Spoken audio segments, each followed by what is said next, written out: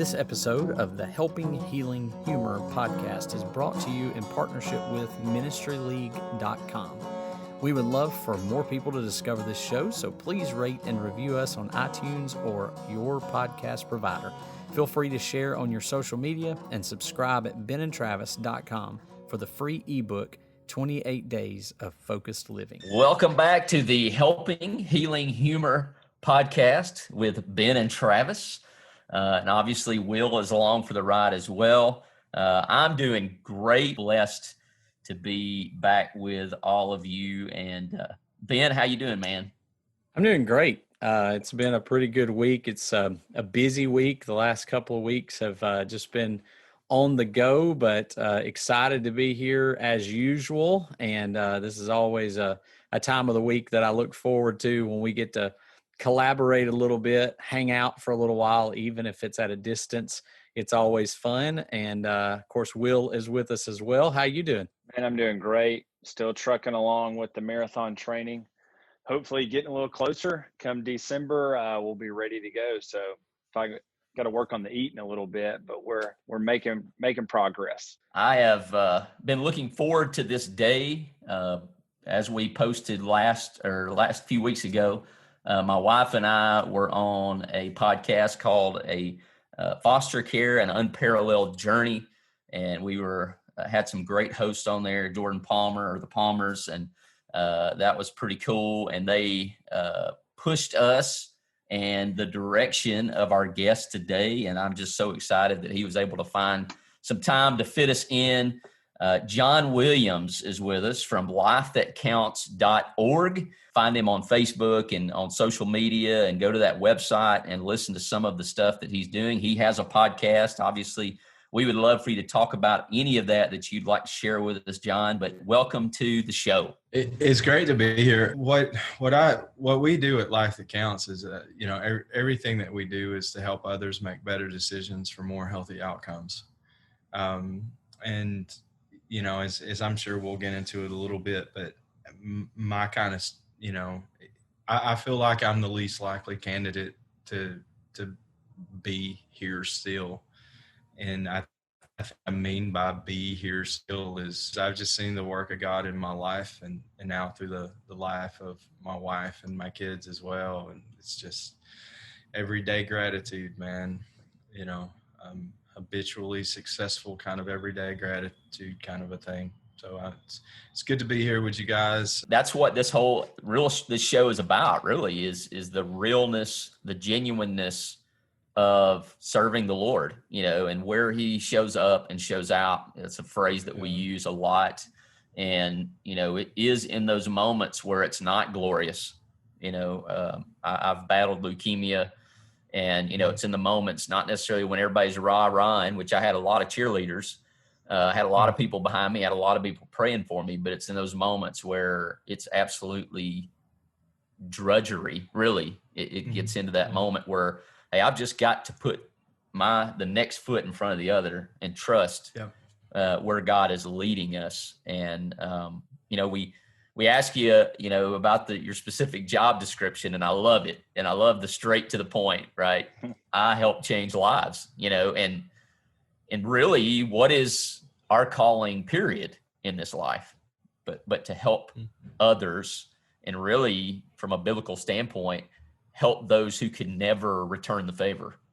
I think about Jesus. There's no way that we could ever do Jesus a favor. We can't return anything to him that he's not already done for us. And so now I'm called to love my neighbor, to help my neighbor in any way that I can, whatever small way that is.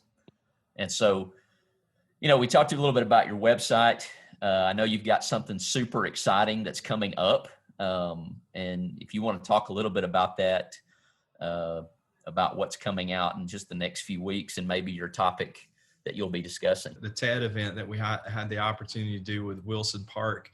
And I'm so thankful for that group of people up in Florence who persevered They had every reason in the world to cancel the event altogether, and they didn't. They persevered. They went, they put it on. We had a great day.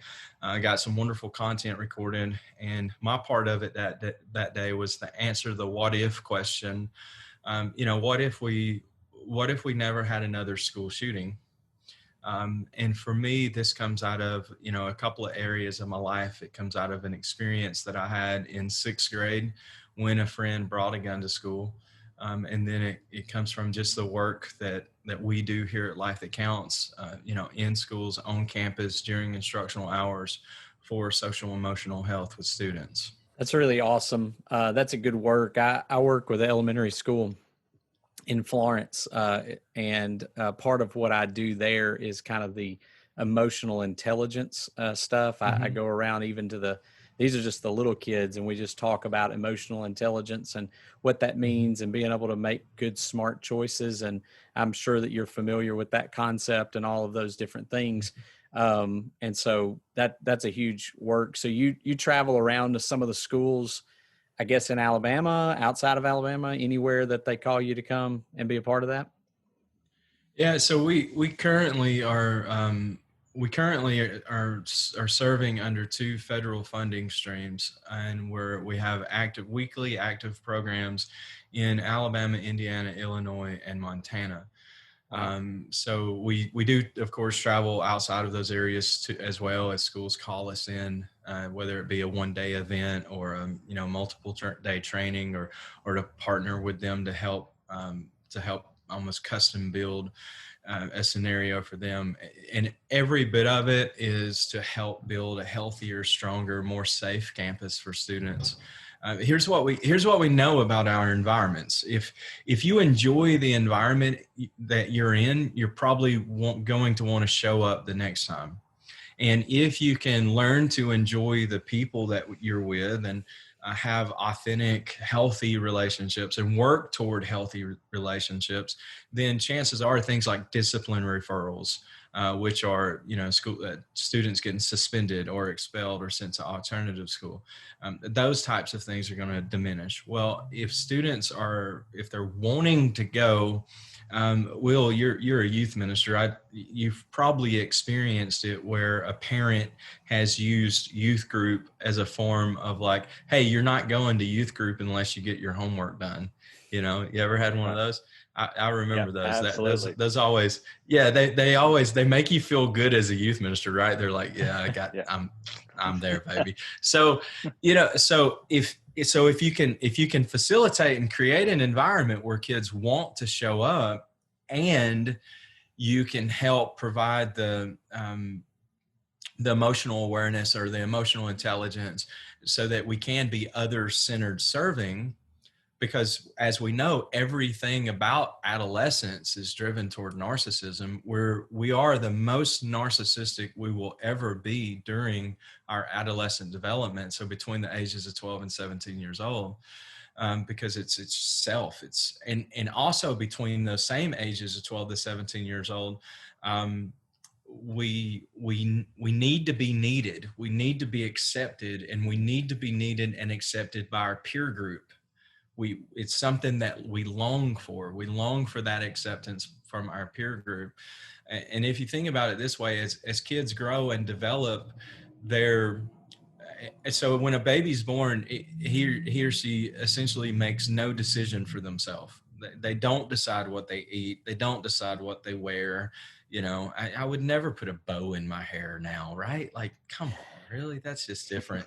And anyway, but as a human grows and gets older and becomes a pre-adolescent and then into adolescence, into what we call those teenage years, those students begin to make more and more decisions for themselves, and they in some regards they break away, if you will, from even the traditional or historical or normative decisions that their parents or primary caregivers have set out for them. So as they break away and as they need to be needed, then that social environment becomes extremely important for the development of adolescent health, which, by the way, one of the things that we're experiencing right now with the shutdown and trying to do life through video. I mean, this is fun. Like I appreciate having the technology and having the internet, but you know, it's better when we're actually around the table. You know, we can breathe the same oxygen and hopefully not get sick. You know, we can experience the same kind of setting and that kind of deal. We can you know, there's so much more of us that we can experience in those existential moments, and our kids are really missing that. And in many ways, I would say, in the name of public health, and this may sound a little controversial, but in the name of public health, I think by and large we're going to look back on the decision to shut down and to be so cautious as we have. I think in 5 years we're going to question why we did this. I think we're going to wonder if we made the right decision because of the ramifications that we are currently experiencing and we will experience as a result from keeping kids isolated from one another. You know, I mean, we can dress this thing up with all of the terminology that we want to, you know, what is it? Not isolated. There's another word that we choose to dress this thing up with to make it sound more appealing. But our kids, no man is an island, right?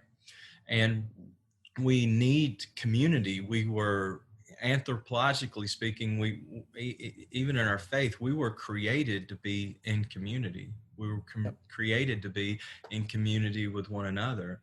And anyway, there's just a lot missing there. But kind of getting back to what we're able to do on campus, when kids want to show up to their environment, and when they're learning how to navigate those interpersonal relationships with one another, well, learning happens. The learning process happens. And as a result of helping students figure out how to create, helping administrators and, you know, decision makers, faculty members, et cetera, helping these folks figure out how to, you know, create more healthy, more sustainable, safer environments for kids, more emotionally vulnerable and safer environments, then the learning process takes place. And some of the outcomes that we've observed is that test scores actually do increase. Things like school attendance, it increases. Discipline referrals decrease. And we've seen this stuff at Seattle. Man, schools that we've worked with, like, dude, even the football team has got better. Like the band's got better, you know, like the athletic, you know, the clubs or whatever's got better. And I want to say this because it needs to be added to provide a little bit of context. Why such a big emphasis, John, on healthy relationships and helping one another do community better? Do you guys have kids? Travis, Ben, Will, you guys have kids? You have kids? Yes. Your kids ever gotten a fight in the back seat or in the car or at home, or they've ever had a disagreement with one another? It's a better question. Have they not? Have they ever been a not time when they been hadn't? an Yeah, exactly. That's right. So my wife and I, we have two boys. We have a 17-year-old and a 14-year-old. And yes, there have been times. Let me ask you guys this. Have you ever got in a fight or an argument with your wife? You ever had a disagreement with your... Never. We've And never Shane- even had an and- argument with each other in this group. See, there you go. There you go. So So sarcasm is thick right now. So Yeah. go ahead.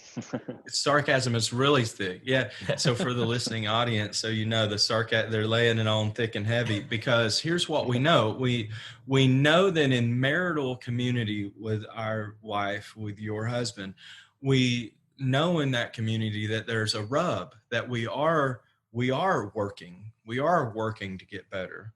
We may not be working hard to get to heaven because Jesus has paid it all on the cross for our sins. So there's never going to come a day where I'd like just nail it worthily deserving of my own salvation, right? Because Christ paid for that. But we are growing and we are working to do tomorrow better than yesterday, and particularly in relational community with our wife or with your husband. So in that case, my kids have seen Alexis and I get into an argument. They've seen us fight. They've seen us disagree. They've seen us have moments where we just completely misunderstand one another. And they've also seen moments where we work it out. They've also observed how we get out of that hyperventilated emotional headspace and we're like, okay, come on, let's bring this down a bit. Do you want tacos or sushi? You know, like, this is simple. This is easy, right? What do you want? And just boiling it down and thinking logically and things like that, and working together. And so why is this important? Why is it important for kids to see healthy relationships modeled? Well, kids typically imitate what they see. They typically imitate what has been modeled for them. It's important because 7 out of 10 kids in our country today, according to the last Census Bureau. Now, I'm curious to see what the new one shows us. But according to the last Census Bureau, when you overlap that information with the information from the Center for Disease Control, what you discover is that 7 out of 10 kids in our schools today, if the average classroom size is 30, they come from homes where there's one or less biological parent. One or less. The same numbers indicate that, now this is the U.S. Census Bureau and it's the Center for Disease Control. If you overlap the numbers, it shows us 3 out of 10 students come from homes where there's one or more parent in the home, biological parent in the home, one or more biological parent in the home. Why is that important by the time you reach your freshman year? It's important by the time you reach your freshman year. What if as a 7th grader, you've seen your parents get in a fight and never make up and it ended in this thing called divorce? Well, what's been modeled for you as an adolescent youth? Well, the thing that's been modeled for you is, hey, anytime I get into an argument, we're just not going to do life anymore. I'm going to ghost you.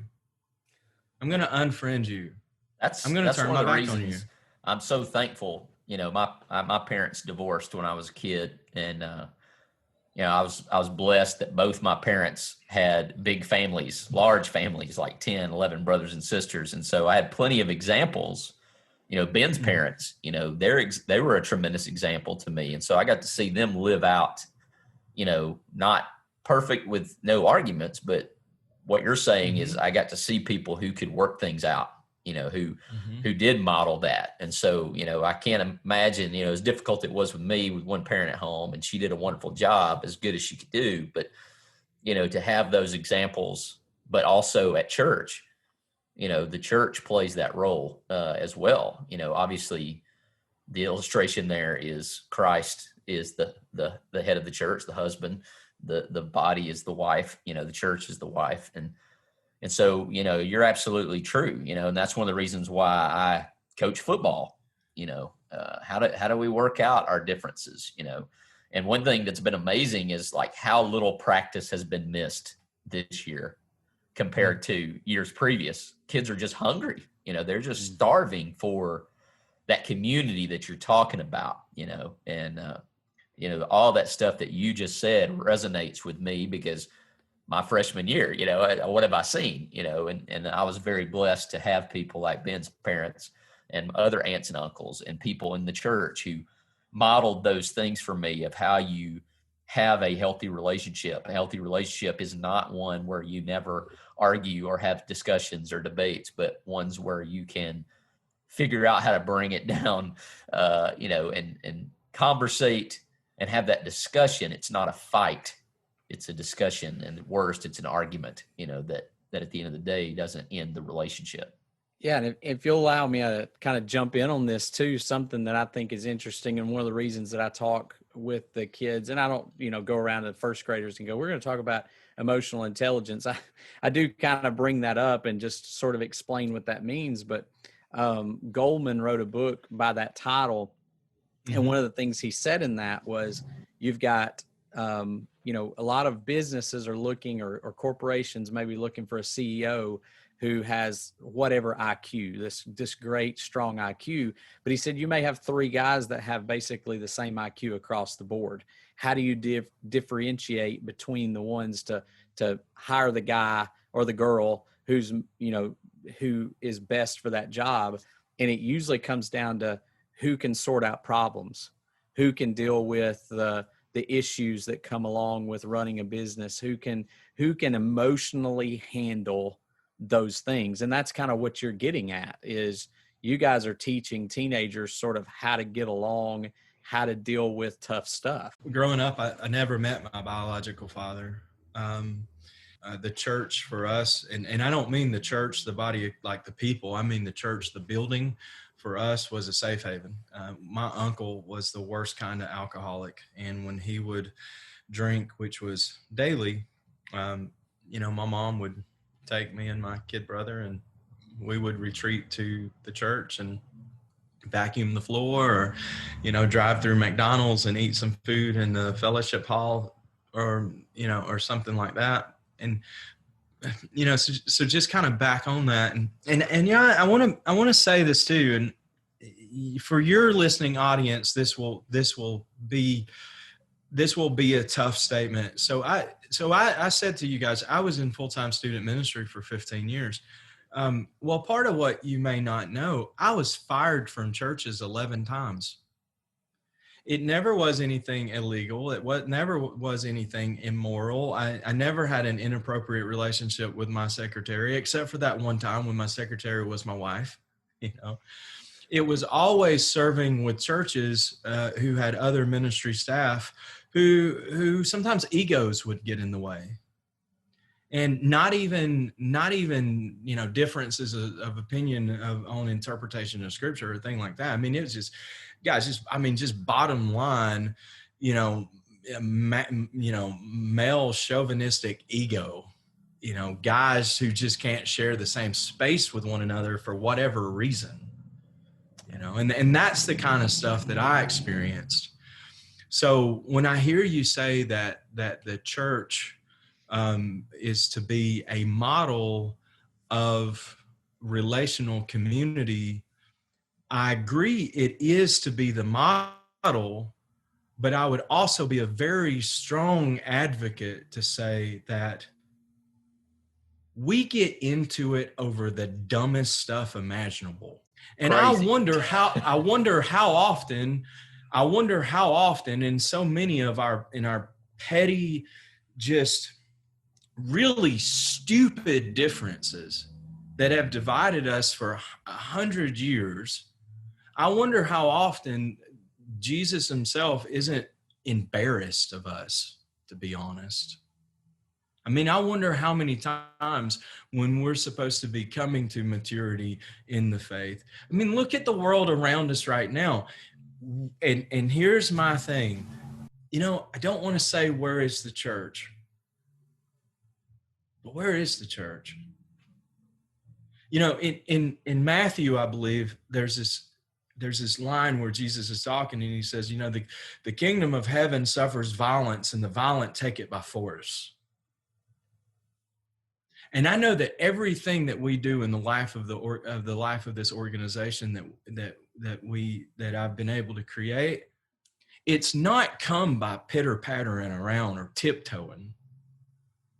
It's come by intentional, well-executed, day after day after day, get up, put in the reps, figure it out, have your goal, back into that goal with your action plan. I keep praying for the guy who can boldly stand in love and say, there is a righteous God, there is a sinless Savior who died in your place, in my place, for my sin. And by the way, what is sin? Because we don't really use that archery term anymore. So let's get in that, and let's get in how we talk about we've missed the mark. Because you do have to figure out a way to do it with love. You do have to figure out a way to demonstrate love. You do have to figure out a way. You stand for truth, and you walk in compassion, and you demonstrate love. One of the toughest things to do as a father is to know the difference. As a parent, one of the most difficult things to do is to know when to give a hug and to know when to give a kick in the seat of the pants. And if you give a hug when you should be giving a kick in the seat of the pants, you can potentially over time spoil your kid if you consistently get that one wrong. And if you give a kick in the seat of the pants when you should be giving a hug consistently over the course of time, you're going to break the spirit of your kid. And this is where, when we approach our society and our culture and the world around us, we're not always coming with a megaphone screaming, some really difficult, some weighty, hard to carry message. I mean, Jesus says, hey, come get to know me. My burden, my yoke is easy. The job that I have for you. Look, I just want you to be faithful. I just want you to show up. My burden is light. Come get to know me. So that's one of the things that I think we have to figure out how to do, is we have to speak truth in love, and we also have to speak truth without fear or regard of the judgment of the other, or even in many cases, the perceived judgment of the other. We were talking about earlier, I get to do community in this group. It's called the Dad's Edge Alliance. And I'm going to tell you what, I mean, dude, most of the guys in the group, they'll tell you they're more lost than Dick Cheney in the woods, And I mean, they'll like, yeah, I am searching for something. I am looking for a way, because everything that I've done thus far isn't working at all. And over the last 2 months, we've gone through this book. I've not even read it. The book's No More Mr. Nice Guy. It's just kind of a blatant riddle of humanism. But the big idea is, how can we stand up and be men in a world that's constantly trying to push you into some different kind of a mold? How can you stand up and lead the life that you want to live? And so there's this concept in the book, the No More Mr. Nice Guy, of the integrated man. And so this is what you do with the content on the integrated man. You pull 100-year-old Cambridge dictionary or Oxford English dictionary off yourself, and you figure out that the word integrated means mature and complete, lacking nothing. That sounds like a Bible verse. Familiar. Yeah, a little Oh, bit. but wait, it is. Yes. And then you go to James, and you look at chapter 1, and you look at verse 3, and he says, brothers, what does he say to them in James 3? He says, brothers, count it all joy when you fall in the various trials, because you know that the testing of your faith is going to produce perseverance, and let perseverance have its full and complete work, or its full work, so that you can be mature and complete, lacking nothing. And now we can have a conversation, because I can say to the guys, hey, what's your belief system? What's your hope riding on? At the end of the day, at the end of this thing, what are you doubling down on? What are you investing in? What are you absolutely certain is going to hold you when nothing else can be there to hold you? And then guys, I mean, guys are honest. They're logical, and they'll say things like, well, I it's not me, because I'm going to fail me. It's not my wife, because she's not perfect either. Lord knows it's not my kids, and it's not my job, because that could change in any minute. And then they come to the end, they exhaust the list, and they're like, that's the impossible question. I don't know, is what you'll hear guys say. There's a complete freeing thing when I remind myself that my wife is already in love with the perfect man, and it's not me, it's Jesus. There's a lot of freedom there. Yeah. There's a lot of freedom there. As we kind of start to wrap up our first half of our interview, we got a few maybe fun questions to kind of end the episode. Okay. Will, you want to jump on one of those questions? Yeah, I've got so many other questions, but we'll stay with the fun one. I'm enjoying it. I think there's a lot of things that our world needs to hear. A lot of things our young people need to hear that you're definitely out there saying. But one of my favorite things to do, I put my daughter in the car, 2 years old. We've got a Jeep, crank the radio up, and we just jam out. So when you've got to just let loose, let everything go, what's the song or the band or the artist that just really gets you going? So last week I was leaving the office with my son, and we'd been here, oh gosh, way too long. Windows down, roof open, back glass open, and Thunderstruck by AC/DC. Yes. Just crank it up, man, and just go. If it's not something like that, I've had a lot of elevation. I've had a very healthy dose of elevation pumping through my veins here lately. So there you go. AC/DC, elevation. Sometimes it's hard to maybe pick one, but do you ever have any of those movie moments or TV moments that you could recall where you maybe it's an emotional moment for you? And emotion can be obviously happy, sad, angry, frustrated, but do you have one in mind that you go, every time I watch that, I either cry? I'm not going to ask you to admit that you cry, but cry or scream at the TV or whatever. So I'm kind of weird. Probably my hands down favorite movie ever is one that probably not a lot of people has ever seen. You guys remember Heath Ledger, the late Heath Ledger? Mm-hmm. Yes. He did a movie called A Knight's Tale. And the first date, like real date, my wife and I ever went on in high school was to this movie. And I remember watching this movie, and there were so many times in this movie I just got like so jacked up and like, this is awesome. And then at the end, when they're standing over the guy laying on the flat of his back, and they're talking about the brave new world. I love that movie. That's awesome. It is a great movie and a great a soundtrack great if you want to movie. go back to the Yes. the It's 80s a rock. great soundtrack. That's where the AC/DC came from, man.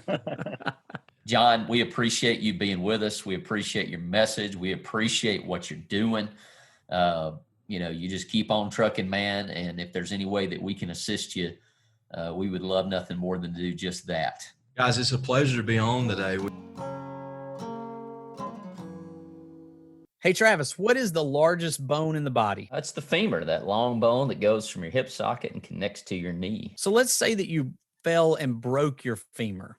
Do you fix it yourself? I mean, if you're Batman, but those of us in the real world would go to a specialist to help set that bone back into place and begin that healing process. Well, now what if your emotions get broken? What should you do? Do you fix it yourself, or might it be helpful for you to go and talk to a counselor who can help you get things straightened out? I think you're talking about our sponsors at Serenity Counseling in Florence, Alabama, who offer help and healing and even a dose of humor to assist their clients every day. Yeah, the ladies at Serenity Counseling, Becky, Amy, Monica, and Karen, they offer all sorts of different kinds of therapy, from your talk therapy that we're used to play therapy for children, even EMDR or eye movement desensitization and reprocessing for those who have gone through traumatic events, and then even equine assisted psychotherapy. Wait a minute, Ben. There's a lot of big words that you just said. That last one, assisted therapy, what is all that about? Equine assisted therapy, Travis. Equine means horses. They use horses for therapy. Yes, horses are included and present during some of their outdoor sessions. Approaching horses helps us reflect on how we approach our relationships and how we can face other big and overwhelming things in our lives. Ben, that sounds like God showing up and showing out in his creation.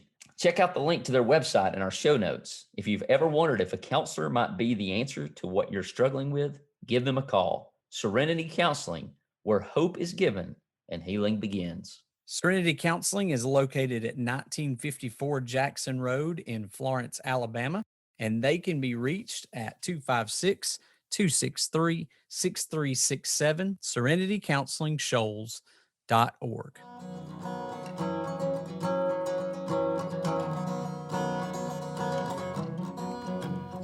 Thanks for being with us for this episode of the Helping Healing Humor podcast. Be sure to download our free ebook, 28 Days of Focused Living, at benandtravis.com and receive all of our Helping Healing and Humor extra content directly in your inbox. We look forward to having you join us at the same Ben and Travis time, same Ben and Travis channel.